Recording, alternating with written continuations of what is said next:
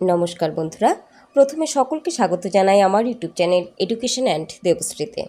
তোমরা যারা Netaji Subhash open university থেকে পিজিপিএস কোর্সটি করছো তাদের পরীক্ষা চলছে।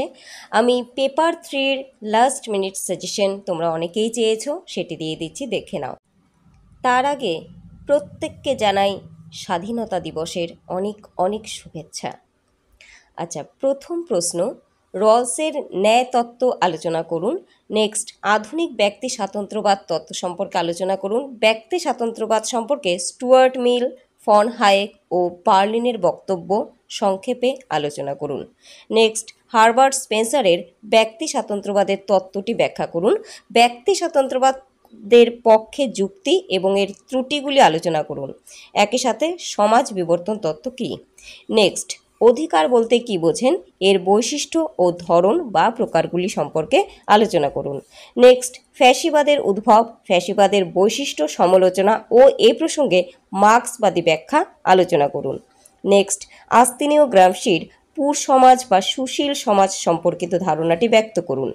নেক্সট, উদারনীতিবাদী এবং মার্ক্সবাদী সাম্যের যে ভাবনা সেটি বিস্তারিত আলোচনা করুন। নেক্সট, আধুনিক সমাজতন্ত্রের ধারণা ও উদ্ভব এবং এর বিভিন্ন ধরনগুলি সম্পর্কে আলোচনা করুন। এই প্রশ্নের যে উত্তর তার মধ্যে কিন্তু কিছু ছোট ছোট বিষয় বেরিয়ে আসবে যেগুলো সাথে দিতে পারে। ফেবিয়ান সমাজবাদ কী আলোচনা করুন।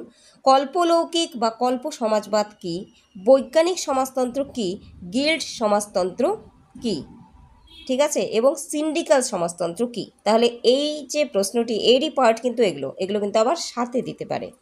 নেক্সট, সমাজতন্ত্রবাদের বৈশিষ্ট্য, পক্ষে ও বিপক্ষে যুক্তি সম্পর্কে আলোচনা করুন।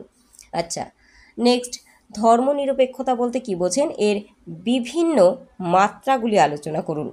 নেক্সট, গণতন্ত্র সম্পর্কিত ডেভিড হেল্ডের মডেলগুলি সম্পর্কে আলোচনা করুন। নেক্সট, নৈরাজ্যবাদের ধরন, বিবর্তন, মূলধারা এবং সমালোচনা সম্পর্কে আলোচনা করুন। এর ইতিবাচক অবদানগুলি কী কী। নেক্সট, ধ্রুপদী ও আধুনিক ব্যক্তি স্বাতন্ত্র্যবাদের মধ্যে যে পার্থক্য তা নিরূপণ করুন। নেক্সট, রক্ষণশীলতার বৈশিষ্ট্য, ধারা এবং তাৎপর্য বা রক্ষণশীলতা প্রসঙ্গে বিস্তারিত একটি প্রবন্ধ লিখুন। নেক্সট, সাম্যের ধারণাটি বিশ্লেষণ করুন। এ প্রসঙ্গে উদারবাদী তত্ত্ব আলোচনা করুন। সাম্যের নয়া উদারবাদী ভাবনা বিস্তারিত লিখুন। এই সমস্ত গেল বড় প্রশ্ন। ছোট প্রশ্ন বা 7 নম্বরের প্রশ্ন সম্পর্কে জানতে হলে অবশ্যই আমার হোয়াটসঅ্যাপ গ্রুপে যুক্ত হয়ে যান, সেখানেই আমি ভয়েসে বলে দেব।